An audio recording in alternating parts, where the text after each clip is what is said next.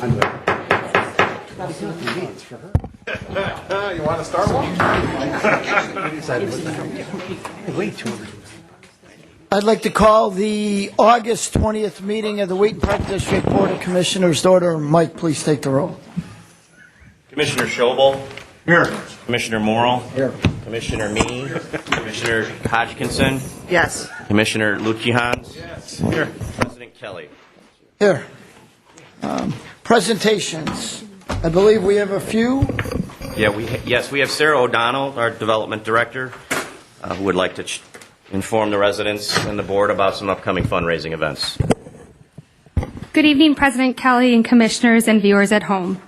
On behalf of the Cosley Foundation, you are cordially invited to the Cosley Zoo's upcoming Live at the Zoo program on Thursday, September 25th from 5:30 to 9 o'clock p.m. This exclusive after-hours zoo event will feature live music by Michael Lynch from The Voice and popular local band Underwater People. It will also include signature appetizer sampling provided by local restaurants, local auction of artwork painted by two elephants, turtle races, silent auction, raffles, and more. Tickets are $50 per person, $80 per couple, and $320 for a reserved table of 8. For more information or to purchase tickets, you're more than welcome to visit cosleyzoo.org. Also during the fall months, the DuPage County Historical Museum Foundation will be presenting the annual Fox Valley Antique Show. We present this with the Chicago Suburban Antique Dealers Association. The 2014 Fox Valley Antique Show brings together over 50 antique dealers from across the United States and more than 2,000 show attendees. The show will be held on October 18th and 19th. Tickets are $8 per adult, and children are admitted free with a paid adult. For more information about the Fox Valley Antique Show, please visit www.dupagemuseum.org. Also, be part of bringing hope together and history at the second annual On Par for DuPage golf outing on Tuesday, October 21st. The Oktoberfest-themed golf outing will be held at Arrowhead Golf Club and supports both the DuPage County Historical Museum Foundation and People's Resource Center. Golf packages include 18 holes of golf with cart, on-course contest, lunch, an authentic German dinner, and music. Registration for golf packages and dinner tickets are available online at dupagemuseum.org. On behalf of both the Museum Foundation and Cosley Foundation, we thank the Park District Board for their support and look forward to seeing you there soon. Thanks, sir. Thanks, sir. Community input. Donna, has anybody signed up? No? Is there anybody here who wants to address the board? Okay. Consent agenda. We need a motion for items A, B, and C. Move. Second. Second, Terry. Any questions, comments? All in favor? Aye. Aye. Anybody opposed? Okay.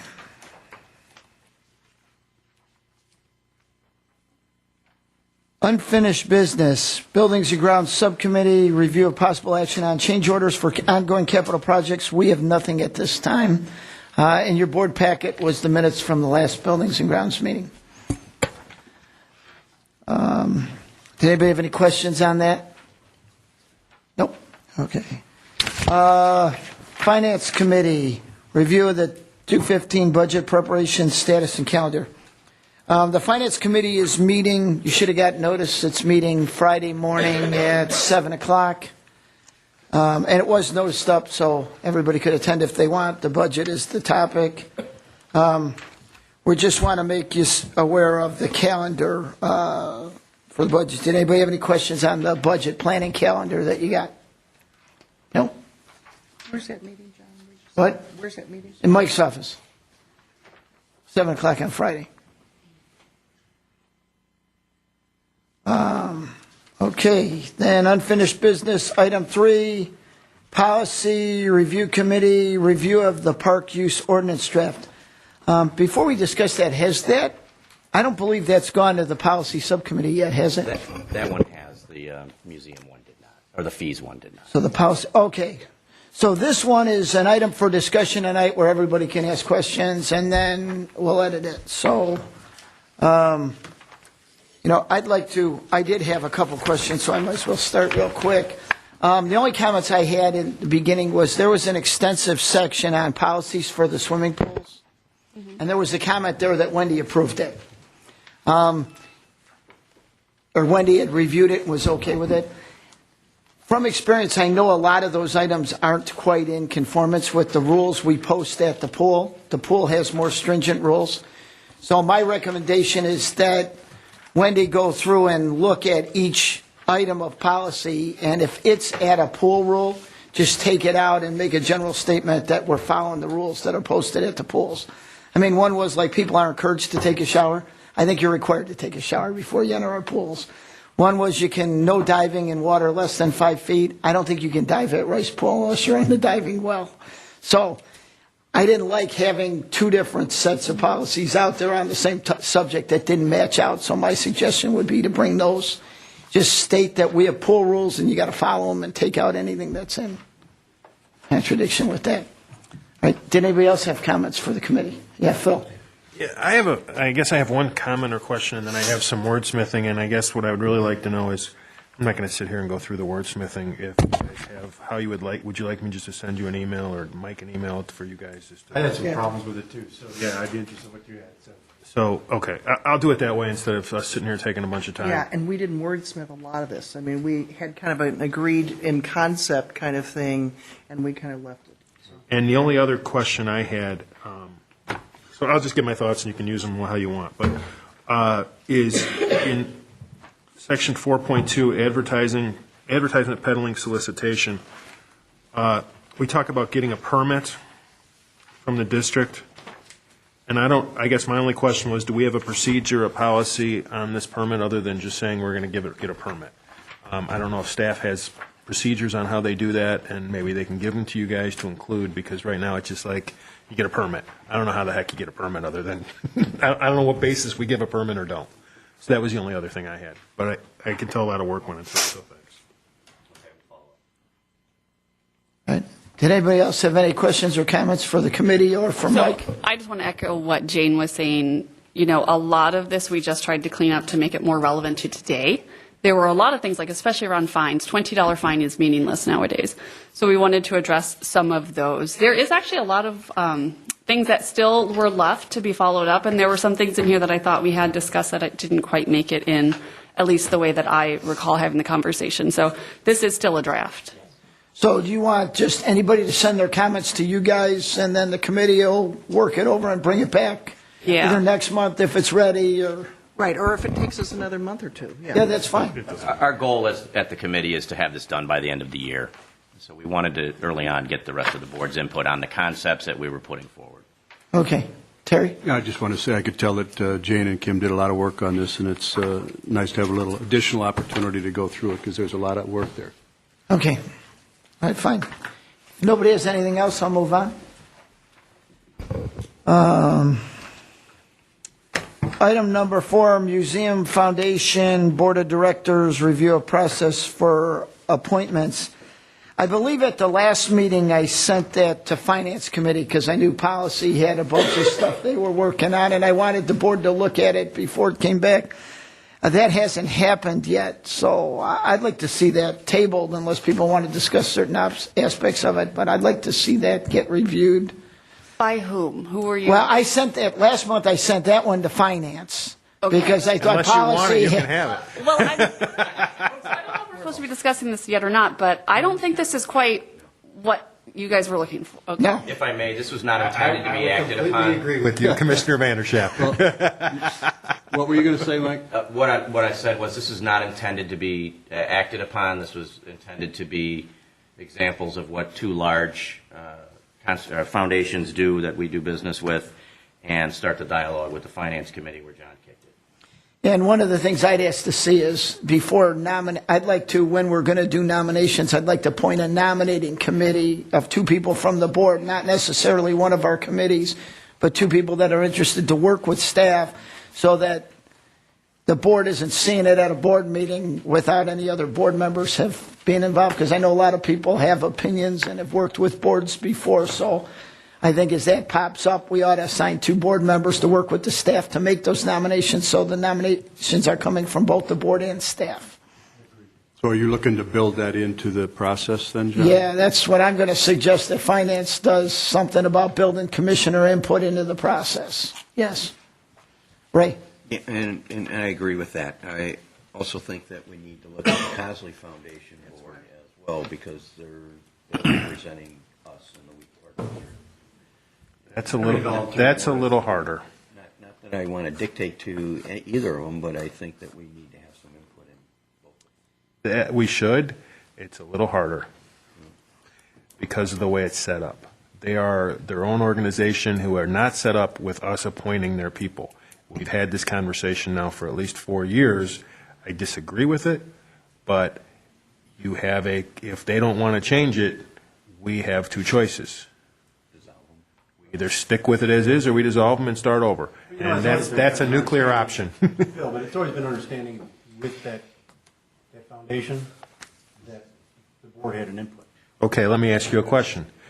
I didn't mean to interrupt. I'm sorry. Go ahead, please. We have had an input in the past. Not since I've been on this board have I been asked one time who we should put on that board. And that's Well, been that's- 7 years, and there's been appointments made.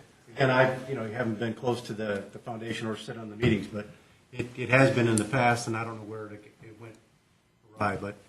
And I'm not disagreeing with you, but since I've been on this board, I've never known who we were appointing who we got appointed until after they're appointed. I don't disagree with you. I'm Yeah. just saying in the past that was the case. I Yeah. don't know where it changed. Terry? I was just going to say that, I've been the liaison, and I make almost every one of those foundation meetings. So, I think they function well, and, thus far, I've not seen them act, in any kind of adverse way to what we're trying to get accomplished. And this has nothing to do with my statements, and I think Mark's, everybody's have nothing to do with this board. I think the board does a wonderful job. The point is, going forward, you could end up with a board that is on its own instead of doing something that the Park District wants, and that's why most boards that are really tied into a municipal government have appointments by the municipal government of some sort. Ray, you may remember, but they came to us when they were thinking about appointing Sandy Pastor. Remember that? Yes? I don't know if you were on the board at the time. No. You were as Staff. Staff, but that's the last one I can remember where they came and asked our opinion on the selection, and I think we all agreed that. Kim? Well, I also don't think we should wait until there is a problem to address it. I think if there is something that is fundamentally different than what this board is looking for, I think we should address it when times are good, as opposed to being reactive when there is a problem that requires a crisis situation to be dealt with. Right. So anyway, I've sent, anybody have anything else? Well, I guess let's do this one, see how we can apply this to the other one, and maybe have a conversation. This is an issue I've raised 5-6 years ago, I know. So. Yeah. All right. So we're going to handle them as two separate issues, and if somebody's got good ideas on the other issue, we could do something. Terry? No, just a comment, based on what Kim and Phil said, then, I think that rather than leave it out there, then yes, I think that we have to be definitive and say, okay, we'll take a look at how we do the other one, and then I think we apply the same rationale, right? If it works, then change it. All right. Anybody have anything else? Are you looking for volunteers, John, What? Well, when we get to at that point? starting to nominate, first we got to finish the policy on how we're going to nominate, and then the first task is going to be to fill I think we have open seats that we probably would like to fill, because I think we're in the minority on the one board. So once we have our policy in place, then I'd like to appoint a couple board members to work with staff on coming up with nominations to fill those open seats that we're entitled to have. Yes. All right. Anybody have anything else? Okay.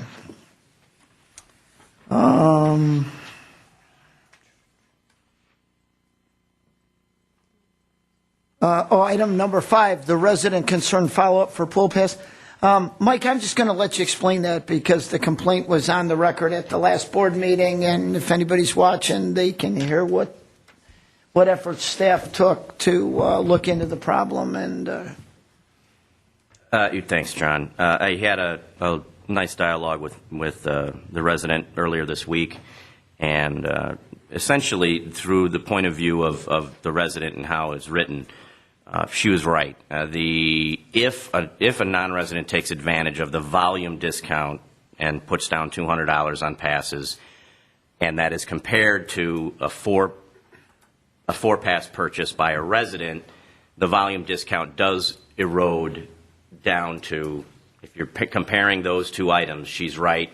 I told her she was right. I told her we would take a step to make sure that we're communicating a little more effectively between the resident and non-resident issues. But the bottom line was there's a volume discount that, I don't even know how many people took advantage of it. And I think probably some wordsmithing solves the problem.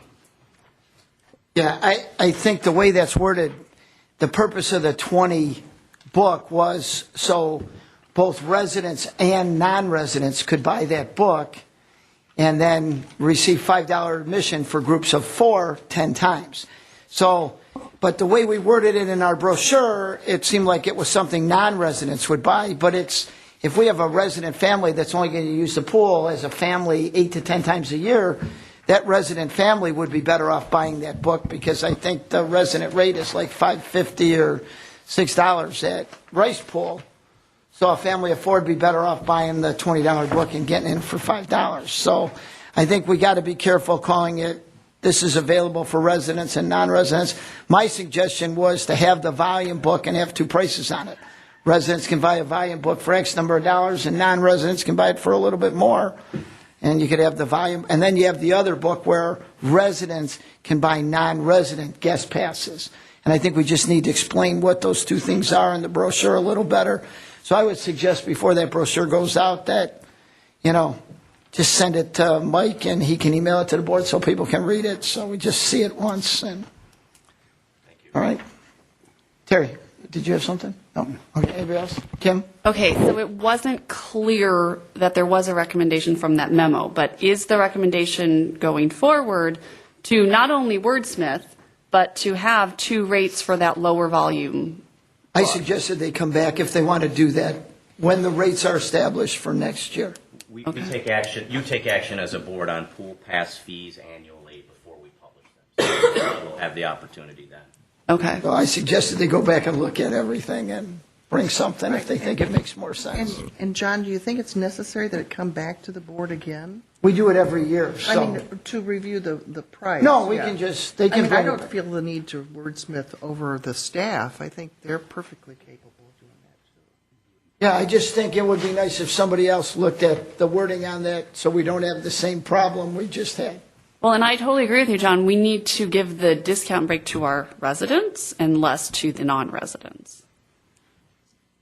So we'll see what you come back with in the rates on volume books, and, it's up to you guys to decide what works best.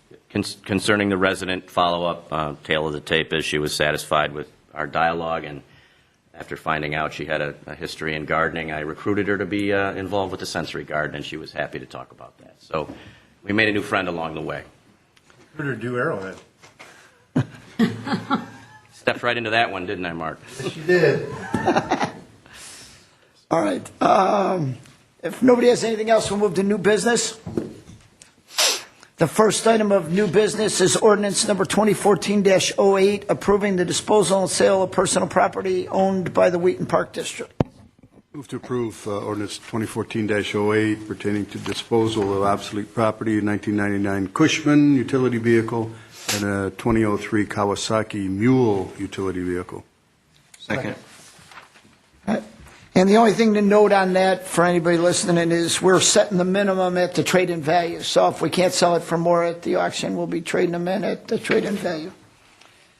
Anybody have anything? All right, Mike, take the roll. Commissioner Lutke-Hans? Yes. Commissioner Hodgkinson? Yes. Commissioner Mee? Yes. Commissioner Morrill? Yes. Commissioner Schobel? Yes. Commissioner Vanderschaff? Yes. President Kelly? Yes. New business item 2, adoption of amended Wheaton Park District safety policy. If people are ready, we can vote on that tonight. We can make changes. What's your pleasure? I think Kim and I had a chance to look We at did this look. through the policy committee, and my understanding was that we were just approving the policy statement on page 9. Is that the case, Mike? The board action is the policy statement. The rest of it is the procedure that you have to review that staff will undertake to make sure that all of the items, communicable diseases, whatever, what have you, lifting, 3-point stance, All of that stuff that we do on the front line is included there. The policy is what the board mandates of me as your director to make sure happens. Right. Okay, so we're approving the policy, this board is approving the policy statement only. Correct. Okay. And I would move to approve the policy statement. All right, do I have a second? Second. Ray, questions or comments? Phil? I think, given this, not really, but I think we have to describe what the policy statement is in some way, shape, or form for Open Meetings Act. I move to approve the policy statement, which refers to the policy manual, the policy and procedures manual for the crisis management plan of the Park District. Right. Second. Okay. Mike, take the roll. Commissioner Vanderschaff, Yes. Commissioner Schobel, Yes. Commissioner Morrow, Yes. Commissioner Me, Yes. Commissioner Hodgkinson, Yes. Commissioner Lutkehans, Yes. President Kelly. Yes. New business item 3 was adoption of an amended athletic field use policy and fee structure, and staff has asked that we table this. Move to table. Second. Second, all in favor? Aye. Anybody opposed? Thank you.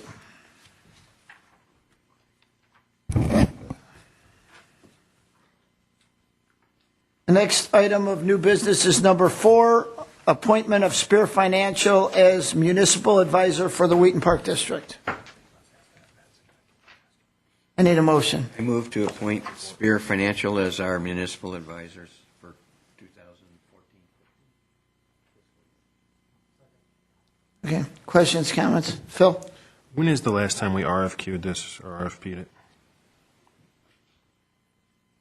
The history is prior to 2008, I believe, 2007, the district had undertaken negotiated bond sales. At that time, when Spear was selected, we had also reviewed it with, I guess the short answer is 2008. Going off of Phil's. That's the answer. question, I think that's the answer he was Probably looking time to do for. that, don't you think? Yeah, I mean, I think at some point we have to make a decision. I mean, in this board, I'm happy with what Spear's done, don't get me wrong. It's just a question of whether we want to look at it and say, should we be taking, it's been almost, it's been 6 years now, do we want to look at it again? I don't know. Kim? Well, I think there's a little bit more, Rita, than what you've put in this memo about what this change is. So can you provide some more background? Because I know coming from the banking industry is that we've set this up with very strict rules now because there is more responsibility based on the name of what you're doing. So I think maybe there's a little more information we need just to clarify exactly what this is. The municipal advisors and underwriters have very specific and different rules, as you're alluding to, that the MSRB has established for them. And one of the pieces that came out of that is that our bond counsel had recommended that the party that you are using as your, what previously was called financial advisor and now has been renamed municipal advisor, should be formally appointed by your board. That's something that you could do every single meeting. And you could change the municipal advisor you use. It's totally at your board's discretion. But by appointing them the municipal advisor under the rules that were established under the statute and MSRB is implementing, there are specific fiduciary responsibilities that they will have. And that because we've appointed them, we can say that, yes, you were duly appointed by the Wheaton Park District Board, and as laid out in statute, you have the following specific responsibilities. Now, are you looking to have those specific responsibilities enumerated before you take this action? Well, I'd like to know I can certainly do that. how that differs from what it had been, what it will be going forward, and do we have appropriate representation, I guess? In terms of what Spear will do for us, there won't be any difference. Spear has been very proactive. They've attended a lot of the MSRB or had representation at the MSRB meetings. There have been times when Spear has been one of the parties notifying me of some of the changes. I'm also on the email notification of the MSRB so that I receive, anytime they're proposing rules or making rule changes, I receive an email, and I get an email from them at least once a week. I can't say that I always understand all the terminology, but that's what I reach out to our bond counsel for explanations on, and our municipal advisor, and they have been very helpful. But as Mike, whether he didn't specifically say, but I know he's always willing, if it is the pleasure of the board to have us go out and do an RFP, we can certainly do that as well. And I would be more than happy to get any additional information you need to feel comfortable in making this decision. This is not one of those things that you have to do tonight. This is truly one of those measures that I sat in on a webinar, that comment was made, I followed up with our bond counsel, said, hey, Linda, in this webinar that I attended today, one of the points that was made is that you're supposed to take this formal action. Is this something we should be doing? She indicated that it was. So I spoke with Mike, and he said, okay, let's go ahead and get it on the agenda. I prepared the memo. I had her review the memo, and that's why it's on your agenda tonight. So, Rita, you're saying it's basically the fiduciary responsibilities that they have. They have, how do I say this? They're more stringent for them to protect us if we name them our financial advisor? Municipal advisor. So if we name them, so we could do that tonight, and then if we want to go out and get an RFP, we can always change it after the results. So we can look at two different things. So it sounds to me like this is something we need to have because it's better for us. As Linda explained it to me, and I'm speaking in colloquial terms, not the legal terms, that it's a belts and suspenders measure, better protection for us. If I may, essentially that's what it is. It's the finance and debt world's version of a transfer of liability, and making sure that the board knows who they are engaging to provide services as it relates to selling bonds. As it relates to the RFP question, Rita and I were just notified today, it is coming up on our annual rollover time. If you want to do an RFP, we need to get right on it, or do you want to wait till after we issue our debt to fill our debt service extension base in, typically it's October or November. October, November. Doesn't mean it has to be in October, November. Can certainly, we've gone as late as notifying in December and, going in January, but it's, the levy would be filed regardless after the board approves it. That would cover the debt service extension base. That would pay the amount. Short question, do you want to go out and seek proposals before we roll? No. Thank you. At least I don't. Not this year. I mean, the first question is, though, does this board want to go out and get proposals? We haven't even made that decision first, but I think everybody agrees it's not time now, but we haven't made the decision to say, go do an RFP yet. So why don't we handle this as two separate things? We're set right now to approve our municipal advisor. Does anybody have any more questions or comments on that?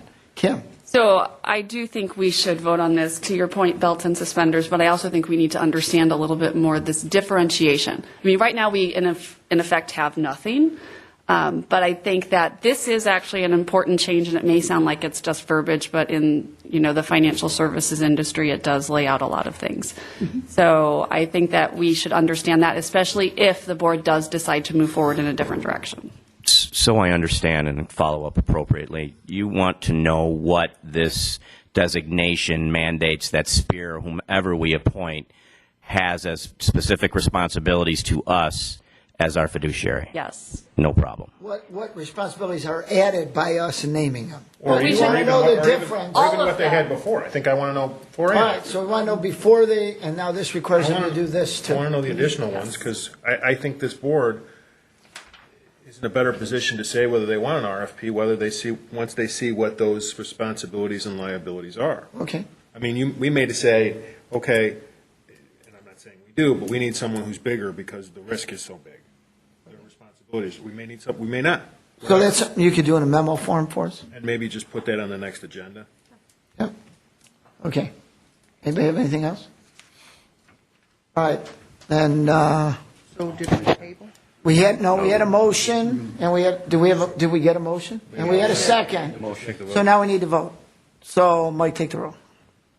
Commissioner Lutkehans? Yes. Commissioner Hodgkinson? Yes. Commissioner Mee? Yes. Commissioner Morrill? Yes. Commissioner Schobel? Yes. Commissioner Vanderschaff? Yes. President Kelly? Yes. New business, item 5, approval for commissioner attendance to the National Recreation and Parks Association Educational Conference and Exposition in Charlotte, North Carolina on October 14th to 17th at a cost not to exceed $2,300 per commissioner who attends. So move. We know how many commissioners Yeah, are. we should put in here how many we're approving. 3. So we have 3 that want to go? Okay. So move. Do we have a second? Yeah, I'll second. Second. Any questions or comments, discussion? Kim? Who are the commissioners? Commissioner Morrow, Commissioner Me, and Commissioner Schobel. Any other questions? Okay. Mike, take the roll. Commissioner Vanderschaff, Yes. Commissioner Schobel, Commissioner Morrow, Yes. Commissioner Me, Yes. Commissioner Hodgkinson, Yes. Commissioner Lutke-Hans, Yes. President Kelly. Yes. New business, item number 6. Elliott Lake Shoreline Restoration Project bid results and recommendations. You looking for a motion, John? Yeah, we need a motion first. Move to approve a contract with the low bidder NCAP in the amount of $539,546 for the repair of the Elliott Lake berm, dewatering the lake, reshaping the shoreline, installation of a rock toe at the water edge, apparently rock outcroppings, native plantings, and 3 years of maintenance to establish the plantings. I love when Terry makes the motion. You like that, Phil? I really do, just for the record. Do we have a second? Is it Ray? Yeah, right. Mark, Mark. okay. Questions, comments, discussion. The only thing I want the board to understand when they're voting is we probably will spend some money on parking lot replacement, probably not so much on road replacement because the road we found is concrete, but there will be some parking lot damage. But the low bidders alternates, we think we're not in line with what we can do it for. We do a lot of paving. We have a lot of contacts. So by approving the NCAP bid, when the project is over, we'll evaluate the asphalt. We'll go out for bids ourselves and get somebody to fix it. It's a separate thing. As a supplementary bid. So we're not going to come back to you and try to take alternates 1 or 2. We'll be handling those as separate projects because we don't think their pricing's accurate on the 2 alternates. All right. So if that'll affect your decision when you vote, you need to know. That's kind of the way we're looking at this. All right. Anybody have anything else? Kim? John, I have a question. You're probably going to be the best one to answer this. So the engineer was at $506,000 about, and even the low bid is at $539,000. And then some of these are just huge estimates up to $628,000. Where does our engineer come in at? I mean, why is that 10% lower than even the low bid? Why is that off like that?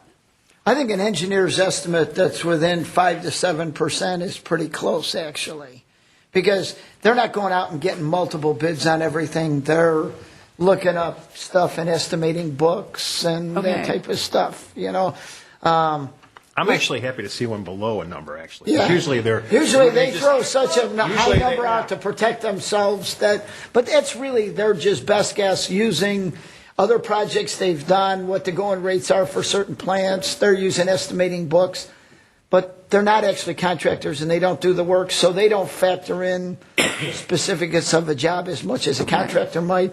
Contractors probably going out and getting 3 or 4 sub bids on each item, so the bids that we're getting are the accurate cost. Yeah. And engineers' estimates that are plus or minus 10% are generally Is in line? Okay. That's pretty good. Yeah. Okay. Because I'm just concerned that we had. Sometimes if you read a spec, it's wrong. Yeah. Well, and my company does a lot of preliminary budgets for clients before they draw the plan because they want to know how much. And I'm always happy if we can do a preliminary budget off a napkin sketch on a building that's within 10%. Okay, because I just want to make certain we budget enough, because we budgeted $700,000 over 2 years, and it's going to come in at $723,000. Because we budgeted the 700, because that was, remember, we had an estimate from a different engineer first, and then we went out for bid on the engineers. So the new engineer had less, but I think originally we had some budget numbers from another engineering firm that, so Okay. that's how we established our budget. Then when we hired the engineer as part of the project, he came up with a lower budget. Okay. All right. Does anybody have anything else? All right, Mike, take the roll. Commissioner Vanderschaff, Yes. Commissioner Schobel, Yes. Commissioner Morrow, Yes. Commissioner Me. Yes. Commissioner Hodgkinson. Yes. Commissioner Lutke-Hans. Yes. President Kelly. Yes. Okay. New business, item number 7, and we have 2 of them.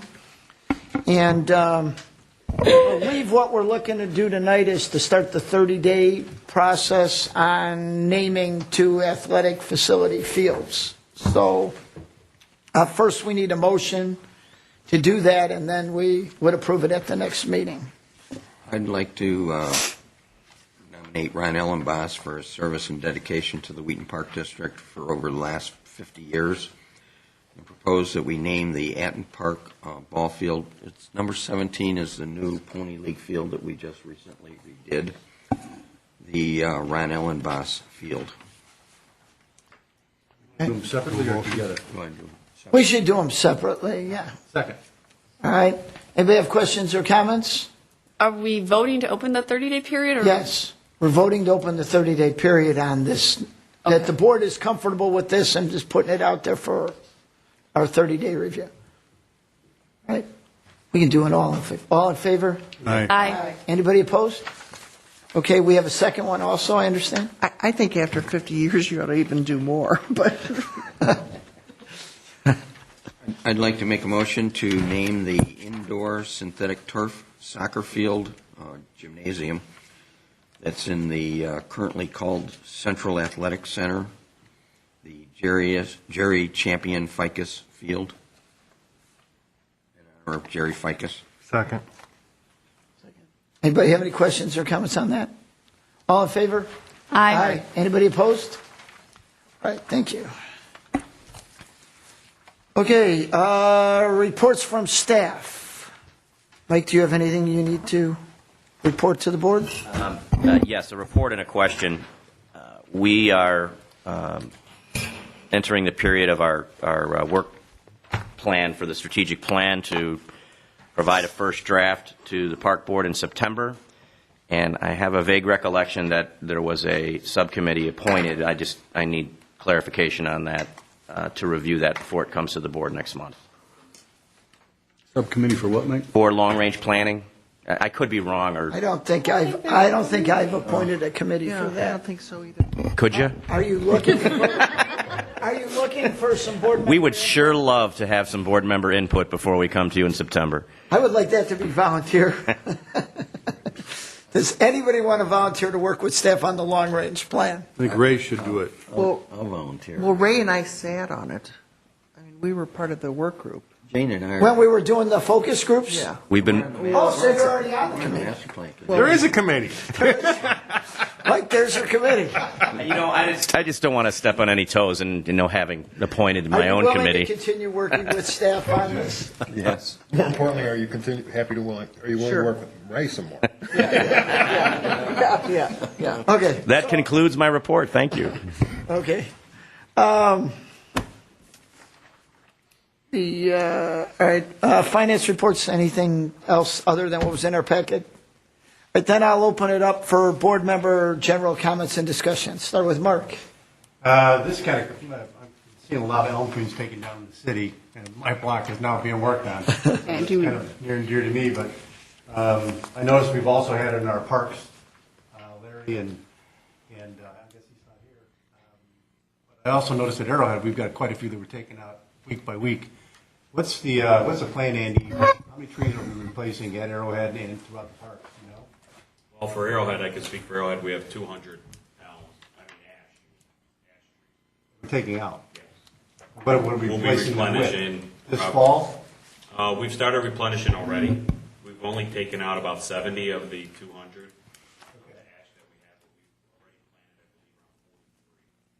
And what types of trees are they?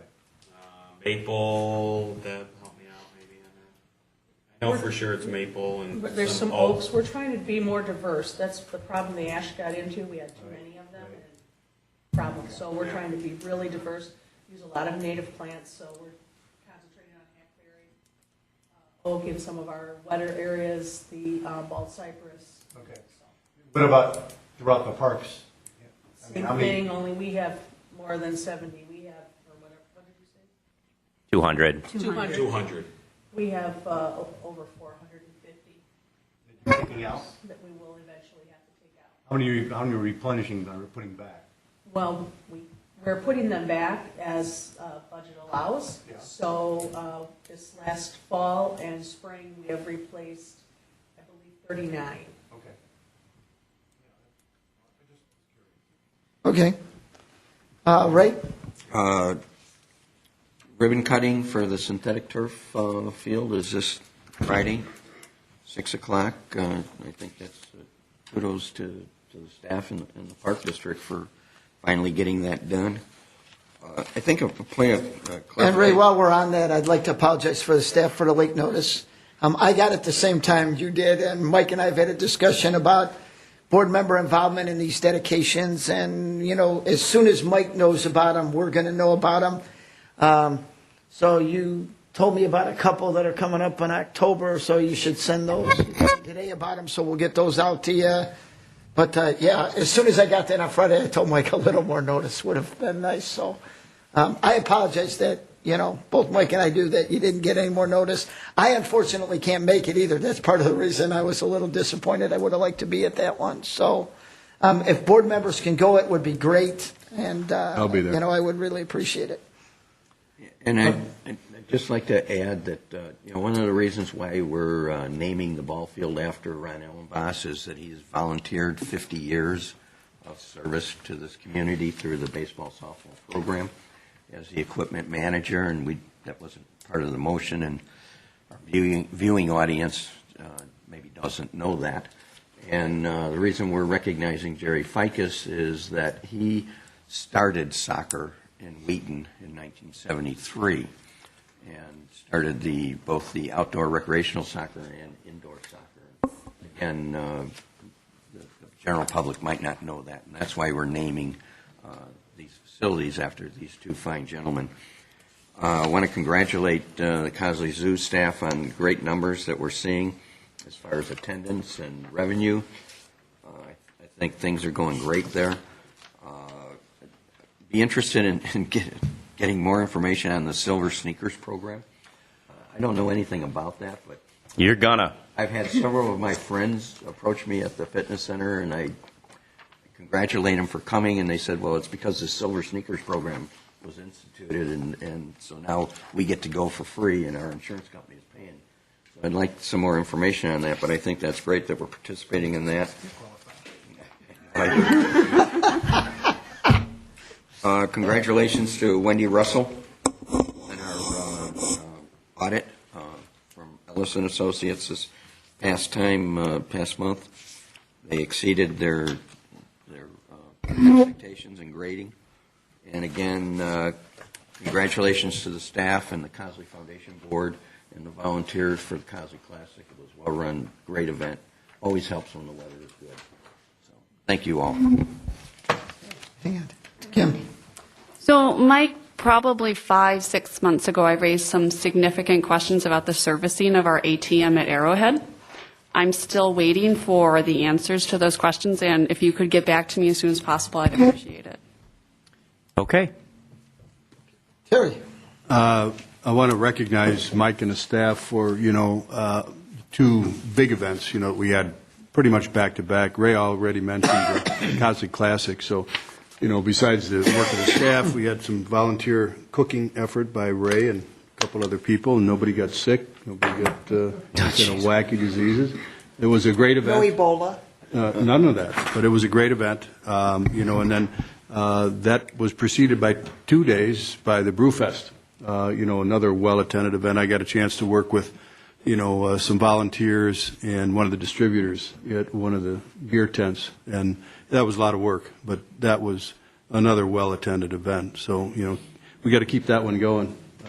But, yeah, congratulations to staff. I also want to recognize, as Ray did, the, you know, continuing increasing revenues, you know, by at the zoo.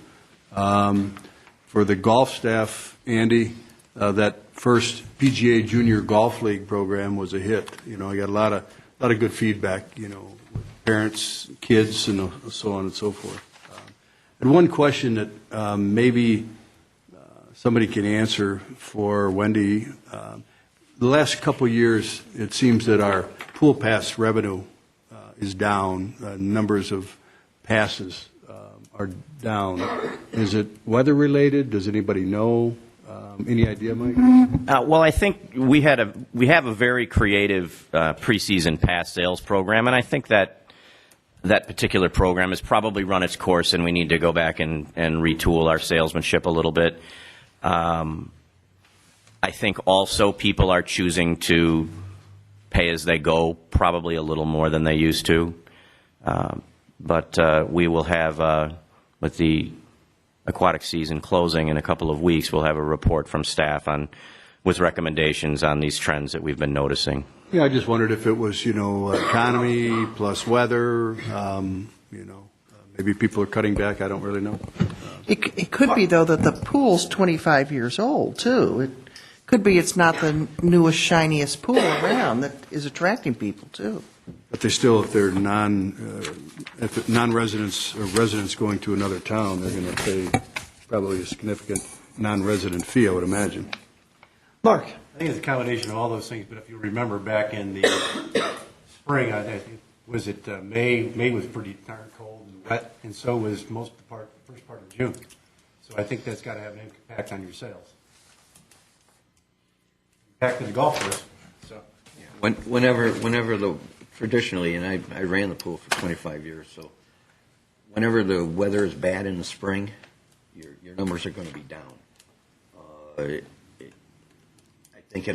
think it behooves us to look at, and I know people don't like non-residents using our swimming pool, but I think the non-resident help keep the expenses to the resident down, or the fees to the residents down, by their participation. So I think we need to be creative in that venue. It's a combination of a lot of things. There's a lot of nice pools out there in other communities. We're not the only show in town anymore. Mm-hmm. And so, you know, and as was said, the pool's getting old. Do you have something else, Mark? Yeah, just another comment on Brewfest. I mean, I also participated with it, served as one of the bartenders, I guess. It was well run, well-behaved participants. Any idea on the, I saw you had a notice forthcoming, but any idea what you're going to net on that thing? No, we still got numbers. We're still waiting on some deposits to come back from the unused. Very well run. Mike, about the Brewfest, was there anything that, you know, was problematic at all? Not in terms of attendance, but, you know, working it as we did again, changing from the partnership with that, I would say the first individual we partnered up. Yeah, this is the second year where we did not engage a promoter, and we handled everything ourselves, and it's going just fine. I should have. Gross revenue continues to rise. I failed to recognize our partner in that, which was CASA, you know, and they did a good job of, you know, helping to organize and get the volunteers out. It's a very, very large volunteer effort, and they take control of it. It was well run. Jane, did you have something? I do. I wanted to congratulate the educational programs at the museum, and I am really impressed with the diversity that we're offering. I mean, between a Lego camp and the art and fashion camp and detective camp and construction vehicles, it just reminds you again that the Wheaton Park District has something for everybody at every age level. So I think that that's really cool. I want to congratulate Margie on the Groupons for Clock Tower Commons, because that's, you know, I don't hear much about that, and so I'm really glad that we're focusing on that too. And I was impressed with the National Endowment for the Humanities grant that we applied for, and I wanted to ask if there was any chance that we were going to get space heaters for the patio out at Arrowhead. Yeah, we have them out there now. Perfect. Thank you. Space heaters in August. Yeah, Outdoor heaters. Outdoor heaters. Patio Those- heaters Those and big all. tall, those big tall things that put out heat. You won't need them this weekend.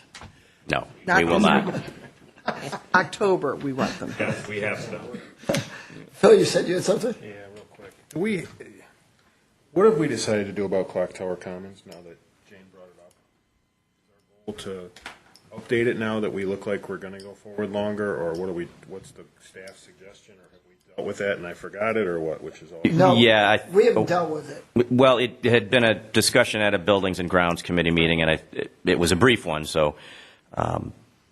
I know I dealt with the lease. I dealt with the lease, but I don't remember. dealing with What the we're rest. going to do, just as background, there was a 15-year lease that was signed with DuPage County, who owns the property that at the mini golf course and the skate park and the bathroom and concession structure sits in between. We also have a long-term easement with Union Pacific for maintenance of the Prairie Path. It's the only chunk of the Prairie Path that's maintained by another entity besides DuPage County. But I think there's agreement also with the Prairie Path. Yeah, I believe the president of that organization is in the audience, so if we have any questions, we can direct them to Robert. Long story short, the UP easement is 50 years. Don't have to worry about that. 99, thank you. 99, isn't it? Either way, we're all dead and buried before it happens. I'm younger than you. Yes, you may be right. Hoping you are, Kim. What staff would like to do very much is update the facility, and we don't want to do so without a renewed lease with DuPage County, discussions with the chief of staff and the appropriate people. I believe this is a transportation issue, so Mr. Snyder, they're all on board, and they want us to continue to do what we're doing. It will not make sense for us to recommend any capital expenditures or engage the community in any sort of design planning without making sure we have control of the property. So that would be something you'll be expecting to see in the near future, a new lease coming your way. And we should budget the repairs that are necessary for the mini golf course then so that it's, Correct. we don't get complaints about it. We should do that for spring so that it's done next. It shall be done. We should put that in our budget. Okay. Anybody have anything else? All right, we do not have any reason to go into executive session tonight. You'll get a memo on something we don't need to talk about in the executive session, some possible litigation, but we don't need to go discuss it. Mike, if it happens, we'll just send you the memo. Move to adjourn. Second. All in favor? Aye. Any opposed?